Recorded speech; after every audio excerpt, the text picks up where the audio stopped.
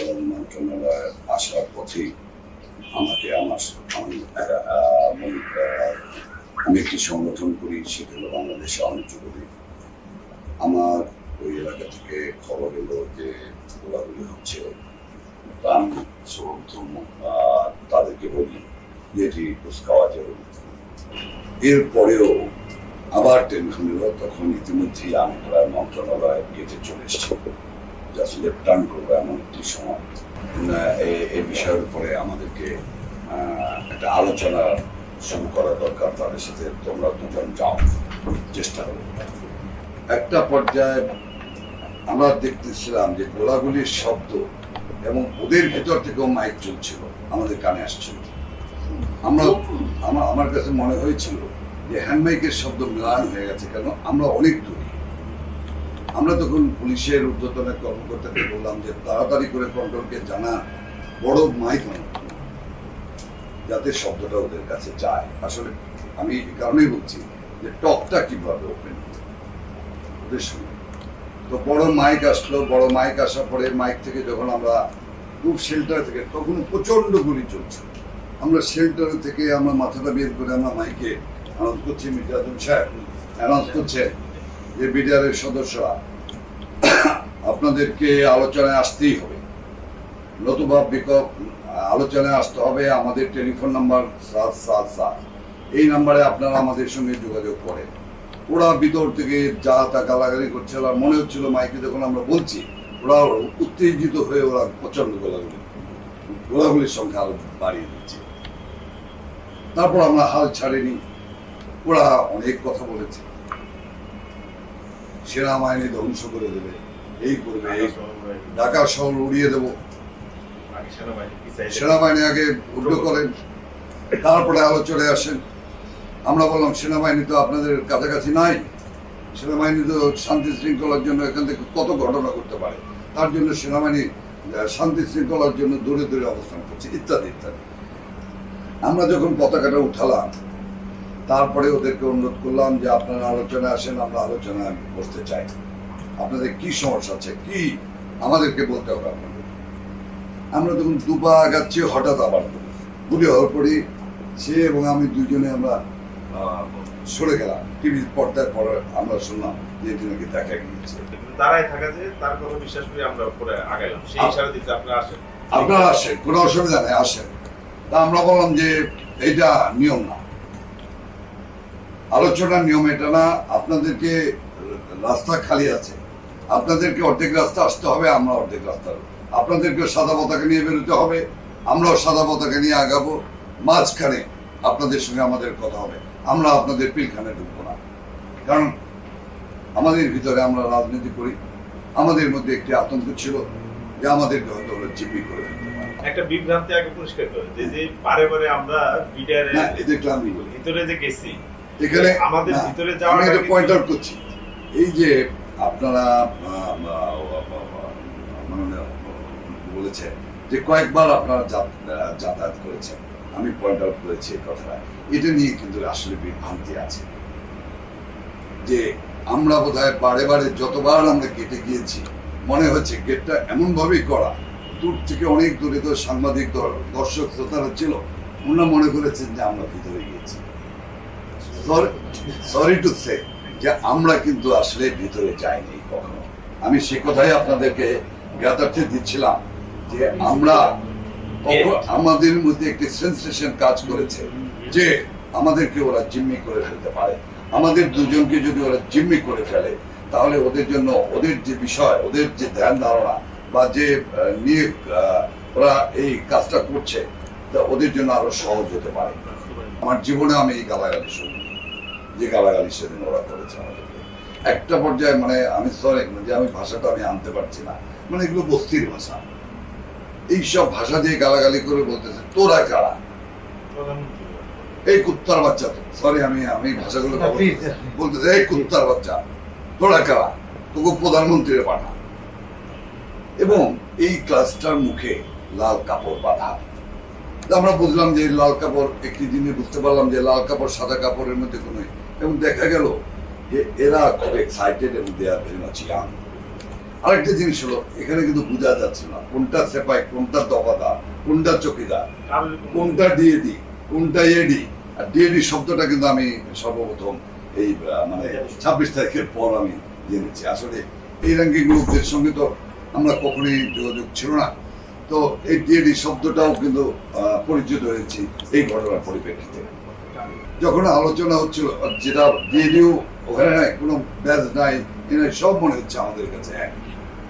আর চেহারা বুঝেও বোঝা যাচ্ছে না যে এটা ডিএডি বা এটা অফিসার। আমরা খুঁজছিলাম যে এর ভিতর ক্যাপ্টেনকে, একটা কমান্ডার খুঁজছিলাম, কিন্তু কমান্ডার পাই না। দেখি যে একটু বয়স্ক লোক যেগুলো, সেগুলো একটু দূরে সরে থাকে। আর এই ইয়াং গুলি যা ইচ্ছে তাই করতেছে, হ্যাঁ, ফায়ার করতেছে, চিৎকার করতেছে, সাউন্ড করতেছে। এমনকি প্রধানমন্ত্রীকে আপনাদের কাছে বলতে অসুবিধা নেই, অশালীন গালাগালি করছে, অশালীন। এগুলো আমি মুখে আনতে পারবো না। মাননীয় প্রধানমন্ত্রীকে অশালীন ভাষায় গালাগালি করে, এটা কোনো ভদ্রলোকের সন্তান একটা মহিলাকে এই ভাষাগুলি ব্যবহার করে। ওরা যখন রাজি হচ্ছিল না, কেউ রাজি হচ্ছিল, কেউ হচ্ছিল না, তখন আমার কাছে মনে হচ্ছিল, আমার কাছে আমি ফ্ল্যাশব্যাক হয়েছে যে 7ই নভেম্বর। 7ই নভেম্বরের রাস্তায় আমরা বিভিন্ন ধরনের স্লোগান শুনেছি। একটি বহর যাচ্ছে কর্নেল তাহেরের পক্ষে স্লোগান দিয়ে, আর একটি বহর যাচ্ছে জিয়া সাহেবের পক্ষে স্লোগান দিয়ে। আমরা দেখেছি বিভিন্ন ধরনের bifurcation of the army, within the army. আমরা দেখছি যে এই বহর যাচ্ছে জিয়া জিয়া জিয়া জিয়া করে, আরেকজন যাচ্ছে কর্নেল তাহের, হ্যাঁ, এইভাবে। তো আমার কাছে মনে হচ্ছে যে ওই জায়গাটায় আসলে 2-3টা ধারা আছে। আমরা খুব সাহস পাচ্ছিলাম না। একটা পর্যায়ে তাদেরকে বললাম যে আপনাদেরকে গুলি বন্ধ করতে হবে, গোলাগুলি বন্ধ করতে হবে। তো তাই না, আলোচনায় যাওয়ার আগে আপনাদেরকে গোলাগুলি বন্ধ করতে হবে।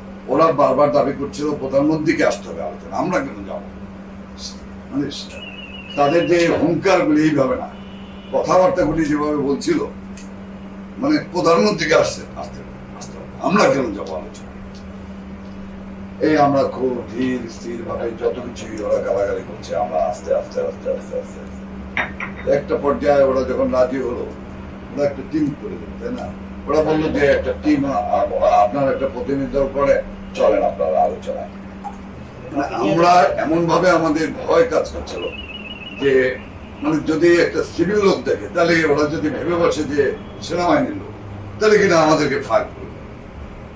এরকম ওদের মধ্যে একটা এন্টি সেনাবাহিনী, একটা আর্মি, একটা সেন্টিমেন্ট কাজ করতেছিল। আমরা ওটাকে প্রাধান্য দিয়ে পরিস্থিতি কুল ডাউন করার জন্য আমরা ওনাদেরকে ওই জায়গাটা নিয়ে, ওনারা আমাদেরকে একটা পর্যায় পর্যন্ত পৌঁছে দেওয়া, ওনারা আবার ব্যাক করেছে, বা ওই ফুটপাতে ওনারা বসেছেন। অনেকবার দেখেছি যে খালিদ মহসিন।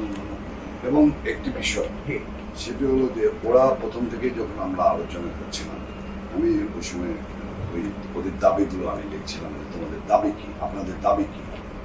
ওরা যে বিষয়গুলি বলছিল সেটা হলো সকল শরীরে সাধারণত করতে হবে,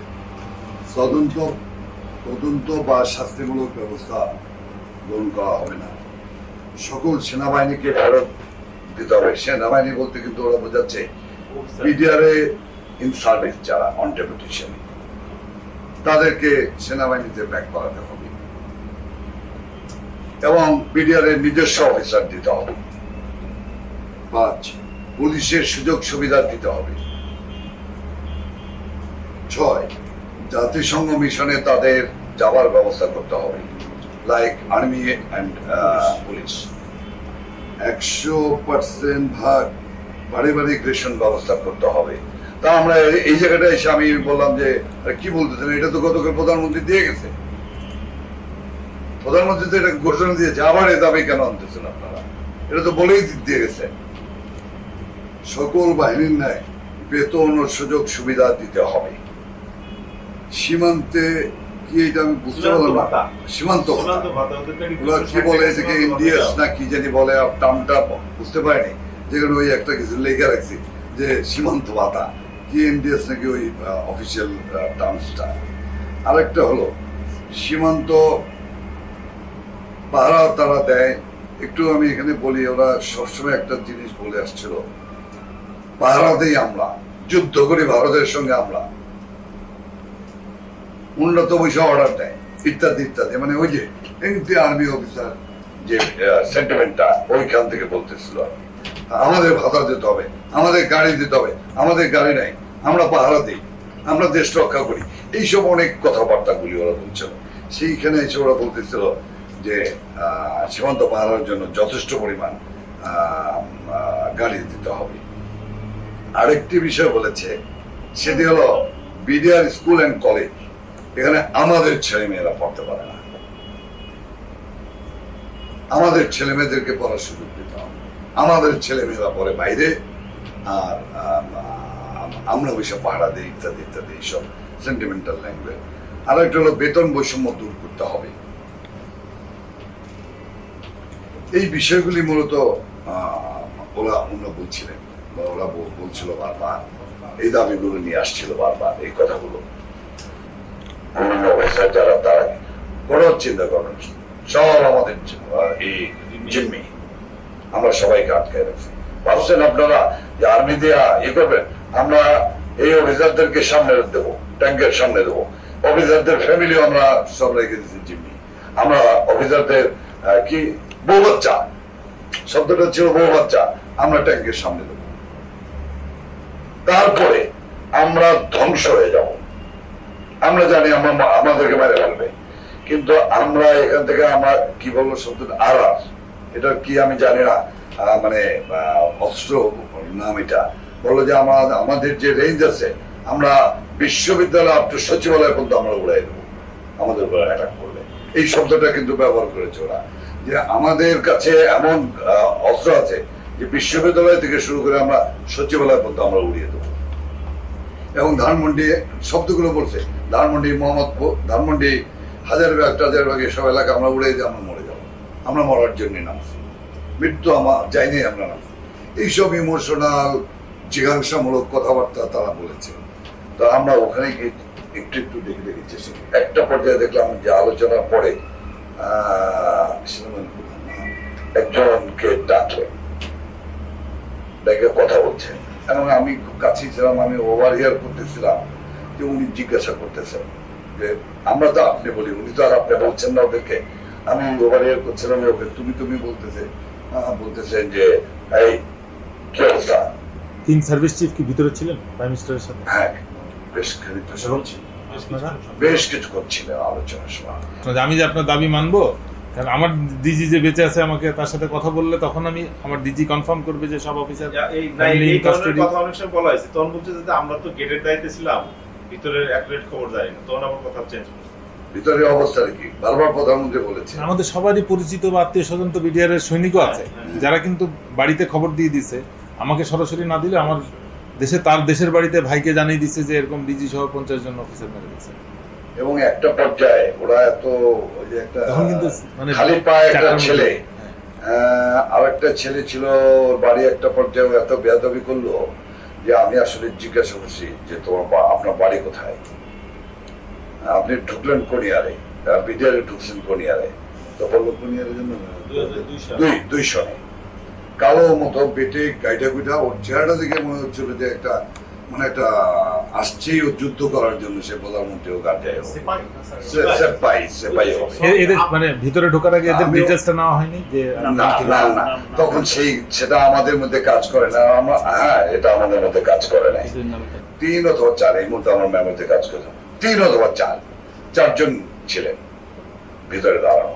তারা কিন্তু যতই বলছে ওরা সবাই চলে গেছে, কিন্তু ওরা ধারায় দাঁড়িয়েছিল। আমরা বলছি যে সেনাবাহিনীর লোক ঢুকবে, মাননীয় প্রধানমন্ত্রীর তরফ থেকে বলা হচ্ছে সেনাবাহিনীর লোক যাবে, তাদের কাছে সারেন্ডার করবে এবং পুলিশে আইজিবি সাহেবের সঙ্গে থাকবেন। কিন্তু ওরা এটা মানতে রাজি না। ওদের কথা ছিল যে না, আর্মি, এই যে আমি যেটা গোড়া থেকে শুরু থেকে আপনাদেরকে বলছিলাম যে একটা বিষয় প্রাধান্য দিচ্ছিলাম যে এনটি আর্মি একটা মানে ওদের ভিতরে একটা ব্যাপার ছিল সবসময়। ওরা পট করে প্রস্তাব দিয়ে বসলো যে পুলিশের কাছে আমরা সারেন্ডার করবো, কিন্তু আর্মির কাছে আমরা সারেন্ডার করবো না। ওইখানে আলোচনা হচ্ছে। তারপরে এই কাজটা অস্ত্রটা কে দায়িত্ব নিয়ে একখানে করবে, তখন ওদের মধ্যে কথা হলো যে স্যার আছে, স্যারকে উনি ডিএডি স্যার, এই তখন বোঝা গেল ডিএডি র্যাঙ্ক কি, আপাও জিজ্ঞেস করছে ডিএডি সে কি, পরে বলতে ওই সিপাহী থেকে অফিসার, সে বিএডি এবং সে হলো ওই জায়গার যে ওর মধ্যে বুঝলাম যে সিপাহী থেকে অফিসার 2-3 জন, এমনি 2-3 জনের মধ্যে আবার তৌহিদ যে সে হলো সিনিয়র। ডিসিশন হলো সে করে বললো যে আপনি পারবেন, ঠিক আছে। ওরা যদি, সে আবার সবসময় দেখতাম সব সিপাহীদের উপরেই দায়িত্ব, ওরা যদি করে দেয় তাহলে আমরা। স্যার এখানে ইন্টারাপ্ট করি একটু, মানে যেটা মিডিয়া থেকে আমরা পেয়েছি সেটা হচ্ছে যে ওই আম্বালা সুইটস এর মিটিং এর কোন একটা পর্যায়ে নেতা সিলেক্ট হয়, কে নেতৃত্ব দেবে? তৌহিদ। এটা আরেকটু মানে পরে, এটা আবার ওই তো নেগোসিয়েশনে যাওয়ার আগে, কোনটাই মানে ডিসিশন যা হইছে 14 টিমের যাওয়ার আগে তো ডিসিশন যা হইছে সব গেছে, ডিসিশন নেওয়ার পরে ভিতরে ঢুকছে, ডিসিশন বন্ধ। আরেকটি না, ওইটা না, আমি বলতেছি যে প্রথম যখন আম্বালা সুইটসে কথা হচ্ছিল যে 14 দলে বা একটা সংখ্যক টিম যাবে, মাননীয় তখন প্রধানমন্ত্রী, কোনো নেতা নাই, তখন তৌহিদকে আর এগুলো কোনো নাম আমরা জানি না। না, আরেকটি তখন বিষয় আমি কিন্তু একটু সিলেক্ট pinpoint- হয়েছিল যে এই দলের নেতৃত্ব sorry, দিয়ে sorry, দিতে হবে। আমরা আরেকটি বিষয় না। একটু পিনপয়েন্ট করতে তখন চাই। কোনো নির্দিষ্ট নেতা হিসেবে কেউ আসে নাই, কোনো নির্দিষ্ট নেতা নেই। সবাই নেতা। বিভিন্ন মিডিয়া হয়তো দেখেছেন যে আমার খুব ঘনিষ্ঠ কে বন্ধু সিনিয়র কে তৌহিদ জুনিয়র সাহেব। ছিল, আমার মধ্যে হলো তৌহিদ। এই বিষয়টা ছিল হলো যে তৌহিদের সঙ্গে কিন্তু আমাদের এই মাননীয় এই জায়গায় এসে তৌহিদ উনি এবং ওনার বাড়ি যে ঝালকাঠি, এটাও কিন্তু তখন মধ্যে জানতাম না আমরা। তো এর পরে গিয়ে তৌহিদকে আমরা যখন প্রধানমন্ত্রী কার্যালয় থেকে বেরিয়ে যাচ্ছিলাম তখন ওর হাতে একটা মোবাইল দেখছিলাম, তৌহিদের কাছে। তখনও আমরা কিন্তু জানি না যে ও তৌহিদ। তো আমরা বললাম যে আপনার মোবাইল নাম্বারটা, আপনার হাতে তো মোবাইল আছে, আপনার সঙ্গে তো এরপরে আমাদের বাইরে থেকে যোগাযোগ করতে হবে, একটা আপনার মোবাইল নাম্বারটা দিতে কি কোনো অসুবিধা আছে? বলো যে না। তখন এই আমরা নাম্বারটা পাই। তৌহিদ হিসেবে তৌহিদের সঙ্গে এর আগেও কথা হয়েছে কিনা জানি না, আমরা বিডিআর এর আগে কথা হয়ে থাকলে তৌহিদের সঙ্গে কথা হয়নি, মানে ওই ঘটনার পর থেকে। ঘটনার আগে তৌহিদের সঙ্গে আমার সঙ্গে, আমি আপনাদের সামনে মানে কি বলবো আর কি, একদম শপথ করে আমি বলতে পারি না, শপথ করা লাগে না। আমার সঙ্গে না, এটা একটা ইয়ে হয়েছে, ওর সঙ্গে আমার ফার্স্ট যোগাযোগ হয়েছে এই প্রধানমন্ত্রী কার্যালয় থেকে বের হওয়ার পর। স্যার আরেকটা, সেটা for surrender, not for anything, সারেন্ডারের জন্য নাম্বার 1। ওই সারেন্ডার করার জন্য দায়িত্ব নিয়ে গেছে, ও দায়িত্ব নিয়ে গেল, মানে যে কয়জন প্রথম 14-15 জন আসলে টিমের মধ্যে সেই এই আনুষ্ঠানিকতাটা সে করার দায়িত্ব নিয়েছে। এত বড় একটা নেগোসিয়েশন হলো, ডিজি এবং অফিসার বা ফ্যামিলিদের বেরিয়ে আসার ব্যাপারে কোনো আপনার স্টেটমেন্ট তো ছিল না, শিওর বা অল না, বলছি যে আপনার মানে মানে এটা নেগোসিয়েশন ডিলের মধ্যে এটা হলো না কেন, যে ঠিক আছে তোমরা এটা রাখো, এটা ছাড়ো, অস্ত্র দাও, এই কন্ডিশনস, টার্মস এন্ড কন্ডিশনস জিম্মি সবাইকে ছেড়ে দিবে না, তাহলে তো কেউ যাবে, নিয়ে আসবে বা ডিজির সাথে কথা হবে, আচ্ছা ঠিক আছে সাধারণ ক্ষমা হবে, কিন্তু তার আগে আমি ডিজির সাথে কথা বলে। কিন্তু সেই পরিপ্রেক্ষিতে কিন্তু ওনারা ঢুকলেন মাননীয় স্বরাষ্ট্রমন্ত্রী মহোদয়। না, ওইটা না, ওইটা বলতেছি যখন সাধারণ ক্ষমা ঘোষণার আগে অ্যাটলিস্ট লাস্ট একটা কন্ডিশন হওয়া উচিত ছিল যে আমি ডিজি যেহেতু আটকাছে বলতেছো, সুতরাং তোমাদের কাউকে পাঠাও, ডিজির সাথে আমি কথা বলে নিশ্চিত হতে চাই। মানে তখন কিন্তু অলরেডি দেশের 16 কোটি মানুষ কোনো না কোনো ভাবে আন্দাজ করে ফেলছে যে ডিজি মারা গেছে। 4টার সময় প্রাইম মিনিস্টার অফিসে যখন আলাপ হয়, তা এই আলাপের মধ্যে ডিজির মৃত্যুর বিষয়টা আসলো না কি করে, বা অল ইন্টেলিজেন্স সোর্সেস মিস করলো কি করে, যে আপনার কোনো প্রেস ব্রিফিং এও এটা আসলো না? সরি, আসছে, আমি যে বিষয়টা আমার কাছে আপনার প্রেস ব্রিফিং এ এসছে, শুধু জিম্মির ব্যাপার আসছে, বা ডিজি বা তার অন্যান্য অফিসারদের রিলিজের ব্যাপারে যারা আটক আছেন তাদেরকে পার্টিকুলার ডিজি কথা বলা হয়নি স্যার। আমার কথাই নাই, কিন্তু বলা ছিল যাদেরকে জিম্মি, হ্যাঁ জিম্মি করছে, but it was A casual কথা, নট না যে অফিসার ওকে ডিজি এবং অফিসাররা ফেরত আসবে অথবা 10 জন থাকবে, বাকিরা কিন্তু ওই DG being the main centre focal point of BDR, আমাদের কিন্তু প্রথমে আসলে ডিজি আছে কিনা এই জিনিসটা কিন্তু কোথাও কোনো প্রেস ব্রিফিং এ কোথাও, মানে সাধারণ ক্ষমার আগে তো এই কন্ডিশন হতে হবে, যেটা হত্যাকারী তো সাধারণ ক্ষমা পেতে পারে। অল এরকম কিন্তু আলোচনা হয়েছে, কিন্তু পার্টিকুলারলি ডিজি বলানের শুধু ওখানে বলা ছিল যে সকল মহিলা, শিশু এবং অফিসাররা যারা এক্স্যাক্টলি আপনি একটা কথা বলছেন, জিম্মি এই শব্দটা বলা হচ্ছে, আপনি বলেছেন যে সমস্ত মহিলা, শিশু, but you never talked about office DG এবং অন্যান্য অফিসার। ডিজি মেইন হোস্টেজ বাদ পড়ে গেল, পার্টিকুলার ডিজি নামটা ওই জায়গাটায় না আমার ইয়েছে, মানে আমার একটা বা আমাদের তো আমরা অনেকেরই কিন্তু কনফিউশন এটা স্যার, আমাদের দুর্বলতা, আমাদের লিমিটেশনটা বুঝতে হবে, আমরাও কিন্তু সিভিল না, কিন্তু এই যে মিডিয়াতে বা যেখানেই হোক প্রথমেই কিন্তু সব জায়গায় লেখা আছে ডিজি সহ অন্যান্য অফিসার মারা গেছে, প্রথমে কিন্তু এই কথা লেখা আছে, তাই সবারই স্ট্রাইক করছে ডিজি, তো ওইখানে নেগোসিয়েশনে ফার্স্টই কথা আসার কথা কিন্তু ডিজির কথা। অন্য অফিসে কি আছে কিন্তু আমরা কেউ জানি, but DG is there. General শাকিলকে সবাই চিনেছেন। ফ্যামিলি বলতে ডিজির পরিবার এবং বাকিদের আসার কথা। ইনফ্যাক্ট যেটা আমরা কিন্তু ওখানে ডিজি সবসময় ওরা কিন্তু ওদেরকে জিজ্ঞাসা করায়, ওরা সবসময় বলে গেছে না, বাট আমি বলছি নেগোসিয়েশন সাধারণ ক্ষমার আগের কন্ডিশনটা হওয়া উচিত ছিল যে আমরা ডিজির সাথে অ্যাটলিস্ট কথা বলবো, তারপরে সাধারণ ক্ষমাটা ঘোষণা করবো। মানে এটা কিন্তু মানে সবার মনে এই প্রশ্ন যে মেইন হোস্টেসটার ব্যাপারে কোনো সিদ্ধান্ত ছাড়া সাধারণ ক্ষমা আসলো। আমরা ওখানে যাবার পরে কিন্তু একটি শব্দ ব্যবহার করি, একটা শব্দ আমরা ওই আলোচনায় আর ব্যাপার হচ্ছে ওই সময় বিষয়টি হয়ে গেল 3 বাহিনী প্রধান আর মানুষ সাধারণ ক্ষমা। এই সাধারণ ক্ষমাটা এটা ওই সময় ঘোষণা দেওয়াটা এটা আসলে টেকনিক হিসেবে আসলে ইউজ করা হয়েছে না। তাহলে সাধারণ ক্ষমার অল্টারনেটিভ যেটা ছিল দাবি যে সরকার তাহলে কি নিল, তা সরকার তো সব ওদের সঙ্গে কথা যা হয়েছে অস্ত্র সমর্পণ করবে, জিম্মি যারা আছে সবাইকে। স্যার আপনার বেয়াদবি না করলে মনে করলে স্যার একটু কথা বলতে চাই। সত্যিকার অর্থে কিন্তু তারা তাদের সমস্ত দাবি দেওয়া নিয়ে গেছে, সরকার কিছু নিতে পারে না, কেন তারা ডিএটির কাছে অস্ত্র দিবে।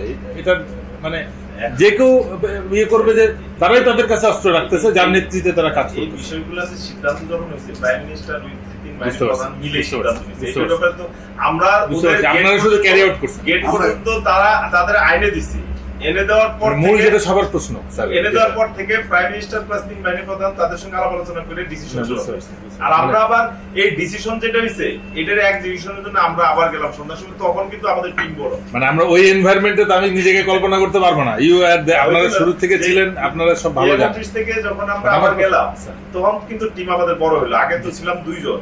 না, বাট আমার যেটা প্রশ্ন যে মানে তখন যেহেতু মিডিয়ার মাধ্যমে সবাই জেনে গেছে যে ডিজি মারা গেছে, তো এই জিনিসটা কনফার্ম না করে মানে এই নেগোসিয়েশনটা কি করে? এখন ওদের সঙ্গে অথবা মেনে নেওয়া হয়েছিল যে ঠিক আছে ডিজি মারছে, যতবার কথা হয়েছে তো আর আসলে আজকের এই স্বাভাবিক পরিস্থিতিতে ওইটা কল্পনা করা যাবে না, কিছু কল্পনা করে ভাবতেছি। আর ওই সময় যে পরিস্থিতি অনুযায়ী যে ডিজি আছে না মারা গেছে, এই যে একজন বলতেছে যে তারা জিম্মি আছে, একটু শুনে না, বাট এটা ওই নেগোসিয়েশনের ফাইনাল হবে যে ঠিক আছে আমি ডিজির সাথে কথা বলবো, তারপরে আমরা ঘোষণা দেব। আমি এরপরে নেগোসিয়েশন হলো, তারা ভিতরে গেল, যাওয়ার কতক্ষণ পরে ফুর্তি গুলি করবে, ফোন করলাম যে তারা সব খুশি। কতক্ষণ পরে আবার ফোন করছি, কই যে কেউ মানতেছে না। কি মানতেছে না? কই আর্মি উইথড্র করা লাগবে, এগুলো সব দাবি যখন পূরণ হবো তারপরে ফয়সালা। আবার এই কথাবার্তা শুরু হয়ে গেল, আবার রাত্রেবেলা আবার সিটিং। পরে কি কারা মানতেছে না? মানতেছে না কারা? যে টিম আছে মানতেছে না, ঠিক আছে তাদের নিয়ে আসলে আমরা কথা বলি। আবার টিম নিয়ে আসলো একটা 20-22 জনের, দেখি শুধু ডিএজি আর ওই যে সিনিয়র যে 2-3টা, এই 3টে হলো আগের টিমের, আর যেটা আছে সবগুলো নতুন। ওই ফেজের সাথে কিন্তু সারা বা কামরুল ভাই আমরা আবার সবাই আমাদের ফজলুল তাপস আমরা সবাই কিন্তু ওই টিমের সাথে বসে এই জায়গায় একটা কথা তাদের সারা ইনফ্যাক্ট পলিটিক্যাল অর্গানাইজার হিসাবে আমাদের কিন্তু তখন এই বিষয়গুলি, এই কথাগুলি যখন বারবার বলতেছিল ওরা শখ করে, তখন আমাদের এই জিনিসগুলি যে তাহলে দেশ কোথায় যাচ্ছে, এই জিনিসগুলিকে আমাদের মাথায় সবসময় দানা বাঁধতেছিল যে তাহলে কোথায় যাচ্ছি আমরা, কোথায় যাচ্ছে দেশ। একটা জিনিস সবসময় আমার কাছে একটা প্রশ্ন খুব উকি ঝুঁকি মারছে যে তাহলে ওরা ডিসিশন নিয়ে যাচ্ছে। তারপরে একটা পর্যায়ে আমি কিন্তু যেহেতু I was UTC, I was BNCC, আমি কোম্পানি বা বিক্রির এইসব সম্পর্কে আমার একটু ধারণা আছে। আমি তখন ওদেরকে জিজ্ঞেস করলাম যে আচ্ছা আসলে আপনাদের এখানে কি ফরমেশনটা কি বলেন তো একটু। একজনকে জিজ্ঞাসা করলাম আপনাদের ফরমেশনটা কি এখানে, আসলে তো আমরা জানি না। আমার জীবনে এই প্রথম আমি মিডিয়ার ভিতরে গিয়েছি, মাঝখানে 2-1বার গিয়েছি মন্ত্রী হওয়ার পরে। ওই যেহেতু আমি মোহাম্মদপুরে থাকি, এদিকে জ্যাম হয় তাড়াতাড়ি সচিবালয়ে আসার জন্য ভিতর থেকে বাট রাস্তাটা ইউজ করার জন্য আমার কাছে মনে হচ্ছে যে তারা ভিতরে যায় কি ডিসিশনটা এক্সিকিউট করতে পারে না, আর পারে না। তাহলে কেউ কি ভিতরে আছে যারা কন্ট্রোল করতেছে ওয়ার্ডে? এই প্রশ্নটা কিন্তু আমার ভিতরে উকি ঝুঁকি মারছে। আমরা দুটি মানুষ, আমরা পরিস্থিতিতে ছিলাম যে বিডিআর মাইক লাগেছে গেটে, মাইক লাগে ওরা বক্তৃতা করছে, জনগণ গেটের এই গেট এখানে মানুষ হাজার হাজার মানুষ, আর বিডিআর বক্তৃতা করছে, আর তারা সেনাবাহিনীর বিরুদ্ধে বক্তৃতা করছে, আর তারা হাততালি দিচ্ছে, স্লোগান দিচ্ছে বিডিআর এগিয়ে চলো আমরা আছি তোমার সাথে। সরি আমি দাঁড়িয়ে আপনাদেরকে মানে বিষয়টা বলতে বাধ্য হচ্ছি যে আমাদের রিয়াকশনটা, আমাদের অনুভূতিটা আপনাদের কাছে আমাদের বলতে হবে। তখন আমরা কিন্তু অসহায় হয়ে গিয়েছি। পুলিশ কিন্তু আমাদের থেকে অনেক দূরে ব্যারিকেড করে রেখেছে। আর একটু ঠিকাতলার সাইড দিয়ে কিন্তু হাজার হাজার মানুষ গেটে চলে এসছে। এটা তো একটা মানে চরম অনাকাঙ্ক্ষিত কাজ। এবং আমরা বলছি কি করছেন আপনারা? আপনারা মানুষ সরেন না কেন? Why mob is there? Why mob is there? Sorry for my language, আমার গলাটা বসে গেছে, কথা বলতে গিয়ে অনেক একটু হাই টোন হয়ে যাচ্ছে। তো এমন একটি অবস্থায় কিন্তু আমরা ছিলাম। এই মুক্তি সরানোর দায়িত্ব কি আমাদের ছিল? অবশ্যই না, অবশ্যই উই আর দি পলিটিক্যাল অবশ্যই আমাদের লিমিটেশন আছে। আমাকে যদি বলেন যে এখন এই 0 পয়েন্ট থেকে মিছিল বের করতে হবে, দ্যাট উই ক্যান।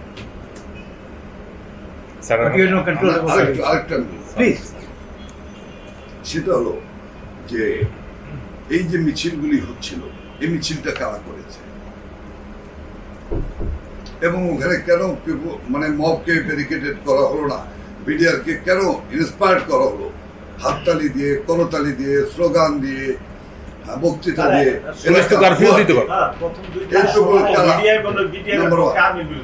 আরেকটি বিষয় আপনাদের ইনভেস্টিগেশন আনার জন্য অনুরোধ করবো, এটা কি আপনার সামরিক বাহিনী না? অবশ্যই সামরিক বাহিনী। আর এর কোডটা কি আপনার কাছে? আমি কিন্তু সিভিলিয়ান। আমি একটু প্লিজ আমি আপনাদের কাছে প্রশ্ন রাখতে চাই, এর যে কোডটা এটা কি আপনার? যে আর্মস আমি দেখেছি, যে আর্মস যে অ্যামিনিশন আমি দেখেছি, আপনি জিজ্ঞাসা করলে জানতে পারবেন। Additional DG RAB mister colonel Reza সাহেব, আমি তাকে বলেছি, রেজা সাহেব যেভাবে হোক চারিদিক ব্যারিকেড দেন। ইভেন পুলিশ যখন রাতে পুলিশকে যখন আমরা 26 তারিখ রেখে আছি, আমি রেজা সাহেবকে বললাম, রেজা সাহেব পুলিশ রেখে গেলাম, সরি এখানে পুলিশের কেউ থাকলে আমি কোনো ডিভিশন করছি না বা অবিশ্বাসের বিষয়টা বলছি না, আমি বলছিলাম এমন ভাবে আর্মসগুলো পড়ে আছে, গ্রেনেড পড়ে আছে। আমি বললাম যে পাশাপাশি আপনাদের লোক দেন, ডুয়েল থাকুক, এই আর্মস কিন্তু হিসাব নাই, এই গ্রেনেডের কোনো হিসাব নাই, এই গ্রেনেড কিন্তু বাইরে চলে যাবে, এরপরে আমাদের উপর মারবে। এটা কিন্তু এটা হলো আমাদের অনুভূতির কথা আমি বলছি। এটার ভিতরে যুক্তি না থাকতে পারে, এটার ভিতরে আইনগত কোনো ব্যাপার না থাকতে পারে, কিন্তু আমাদের অনুভূতি থেকে এই কথাগুলো আমরা বলেছি। আমরা যখন ঢুকলাম 26 তারিখ, আমাদেরকে মাননীয় প্রধানমন্ত্রী নির্দেশ দিচ্ছে, তোমরা মাইকিং করো, অমুক অমুক আছে, ম্যান হোলের ভিতর মেজর অমুক আছে। আমরা অ্যানাউন্স করছি, একটু মেজর মন্ডি সাহেব আপনি ম্যান হোলের ভিতর চুঙ্গা ঢুকাই দিয়ে মাইকে, আমি অমুক বলছি, অমুক বলছি, আপনি বেরিয়ে আসেন, এখন পিলখানা সম্পূর্ণ আমাদের নিয়ন্ত্রণে, আপনার কোনো ভয়ের কারণ নাই। কি অর্পিতা আমাদেরকে বলা হলো, যখন আমরা জানালাম যে বের হচ্ছে না, তখন বললো কনফার্ম ওখানে আছে, তোমরা এখন বলো যে অর্পিতার বাবা, অর্পিতা না কি একটা নাম বলো আমার নাই, হ্যাঁ তার বাচ্চার নাম ধরে বলতে বললো দরবার হলের কাছে। আমি চিৎকার করে বলছি বেরিয়ে আসে, ইউ বিলিভ মি, উনি যখন একজন ভদ্রলোক পরে জানলাম ওনার নাম, উনি বেরিয়ে আসছেন, আমি আবার দাঁড়াতে পারছিলাম, উনি আসছে, একটা লোক উঠে আসলো এইভাবে, দাঁড়াইতে পারতো, পড়ে যাচ্ছে। কোথায় আমি কিন্তু এই ঘটনাটা বলছি এই কারণে, ওনাকে ধরে বসলাম 36 ঘন্টা উইদাউট অর্ডার, ওনাকে ধরে বসলাম, জড়ায় ধরলাম, ওনাকে জড়ায় ধরে বললাম, আপনি জেন্টলম্যান, আপনি কিন্তু আর্মি অফিসার, বিকুল নর্মাল হওয়া, এই পানি পানি পানি বলে চিৎকার করলাম, পানি, উনি একটু পানি খেলেন। আমি বললাম হোয়াট, আপনি আর্মি পার্সোনাল হয়ে আপনি পানি, আপনি পুরা পানি লেখেন, দেখুন আপনি ঠিক হয়ে গেছেন, নর্মাল হয়ে গেছেন, কেন এই যে পানিও তো খাইনি এর মধ্যে। আমার এটা হলো যে ওনাকে পানিটা খাওয়ালে উনি একটু রিকভার করবে। তো পানি খাওয়ার পরে বললো যে আমি কোথায় যাবো কি, উনি তো বললো না, মেজর মনি, উনি বলতেছেন আচ্ছা আমি বলেন তো আমি যাবো কিভাবে, আমার কাছে তো কোনো টাকা নাই, আমাকে কি আপনারা 100টা টাকা দিতে পারবেন? সরি যে আমাকে এই ইমোশনাল কথা বলতে হচ্ছে, আমার পকেটে টাকা ছিল, আমি বের করে ওনাকে 1000 টাকা দিলাম, নিতে চাইলেন না, আমি পকেটে ঢুকাই দিলাম, in this time MP রহমতুল্লাহ। রহমতুল্লাহ সাহেবকে ডাকলাম, হ্যাঁ রহমতুল্লাহ ভাই এদিকে আসেন। আপনি থাকা দরকার নেই। আপনার এখানে থাকার দরকার নেই, আপনি এক্ষুনি ওনাকে নিয়ে ওনার বাড়িতে পৌঁছে দেবেন। আপনাকে গাড়ি আছে না? বলে হ্যাঁ আছে। আমি বললাম যে আপনি ভাই উঠেন, আমি আর আজম বললাম আপনি উঠেন। না, আপনি যখন কাউকে বলবেন একে ধরো, তখন তার নামে 5টা রিপোর্ট লেখা হবে। আমাদের পিছনে যে ইন্টেলিজেন্স দেওয়া হয়, যে ইন্টেলিজেন্স কাজ করে, আপনি জিজ্ঞাসা করেন এখন যে জাহাঙ্গীর কবির নানক কোথায় আছে, আজকে সকালে কোথায় কোথায় গেছিল, গতকাল ঢাকা ক্লাবে গেছিল কিনা, না গুলশান ক্লাবে গেছিল, কতক্ষণ ছিল, কার কার সঙ্গে কথা বলেছে, আপনি না। এই যে স্যার, এটা তো- ঠিক বলেছেন। স্যার, এটা কি ইন্টেলিজেন্স? স্যার, এটা তো- এটা শুধু পলিটিক্যাল না, but আপনারা কথা বলছেন না। স্যার, এটা স্যার, তো- এগুলো একটু বলেন স্যার, আমরা চাই স্যার। না স্যার, এটা তো আপনারা অনেক হাই লেভেলে আছেন স্যার। এটা আমাদের লেভেলেও কিন্তু এই জিনিসটা আপনাদেরকে করা একটা হয়। কথা বলতে পারি, অফ দি রেকর্ড কথা, স্যার। এগুলো আমরা বলবো, মরে গেল বলবো, চিৎকার করে বলবো। যত দ্রুত বলবেন তত ভালো, নাহলে কিন্তু স্যার আবার দুর্ঘটনা ঘটবে। এটা স্যার আমি আমার তরফ থেকে কিন্তু বলতেছি, and না, will be first এটা- target এটা and কি you will be বন্ধ next. করার কারো দায়িত্ব নেই। এই যে 26 তারিখ থেকে 27 তারিখ থেকে শুরু হলো, 26 তারিখ যে SMS গুলো গেল সমস্ত জায়গায়, এগুলো কি আপনারা জানেন না যে বিশেষ SMS গেছে সব ক্যান্টনমেন্টে? আমাদের তো ভাইরা 25 তারিখে আমরা তো পাকিস্তান থেকে আসিনি, 25 তারিখ থেকে ইউরোপ শুরু হয়েছে। থেকে আসিনি, 25 তারিখ। আমাদের তো ভাইরা যারা আছে, 21 তারিখে তারা বলতেছে এগুলার নিয়ে তোমরা কেন কথা এগুলো বলো? স্যার আমরা তো মিলিটারিতে এই SMS কারা করেছে, এই নাম্বার কারা জানে? গত পরশুদিন এটা তো এই নাম্বারটা কিন্তু একটা বিশেষ ব্যাপার আমরা আছে। মিলিটারিতে স্যার এক্সারসাইজ করি না স্যার, আমাদের প্ল্যান থাকে, ওই সময় ওইটা যাবে, ওই সময় ওইটা যাবে, জাস্ট লাইক দ্যাট যাচ্ছে sir. Why? Who are they? আপনারা একটি তদন্ত করলে বের করে ফেলতে পারবেন যে কত সুন্দর প্রচারণা চলেছে। সে প্রচারণা অপপ্রচার বলবো আমি। ডিডি তো আমার সামনে ডাকে, বলদ তো হয়েছে যে আমার সে বন্ধু ছিল, অথবা আমার সঙ্গে তার না, এটা আমরা কোনোদিন পরিচয় ছিল। তাহলে এই প্রচারণা কারা চালিয়েছে? কোথেকে চালানো হলো? খালি কি টেলিভিশন চ্যানেলগুলি চালিয়েছে? না, আরো কেউ বলেছে, আরো কোথাও থেকে বলেছে। কারা বলেছে? কেন বলেছে? কেন বিভ্রান্ত করা হলো? কেন আমার বুকের ভিতরে ব্যথা দেওয়া হলো? আপনার কি ধারণা যে এই সমস্ত অর্গানাইজেশন গুলো যদি যোগ্য লোকের হাতে থাকতো তাহলে এই ব্যর্থতা হতো না? Would you recommend to the government? আমার এই আকারে opinion হতো যাচ্ছে। না। Sir. এর আগে আমি কিছু semi হওয়ার fight আগে করতে পারবো No, but না। what did you do as আমার মনে হয় কি person in জানেন, the government? আমি যেটা বক্তৃতায় বলি, অনিয়মই যখন নিয়মে পরিণত হয়ে যায়, তখন নিয়মে ফিরে আসা খুব ওইটাই প্রথম ব্যাপার। অনেককে ফাইট করতে হবে এই যে অনিয়মকে নিয়মে পরিণত করা। আমার মনে হয় দীর্ঘ 7 বছরে আমরা দীর্ঘ সময় ধরে, আমি সময়কাল বলে আমার মনে হবে পলিটিক্যাল ব্যাপার, আমি সময়টাকে নির্ধারিত না করে, সুনির্দিষ্ট না করে মাই ওপিনিয়ন ইজ দিস, সেটা হলো যে দীর্ঘ সময় ধরে রাজনৈতিক কুটিলতা, সংকীর্ণতার কারণে আমরা বড় অনিয়মকে নিয়মে পরিণত করে ফেলেছি।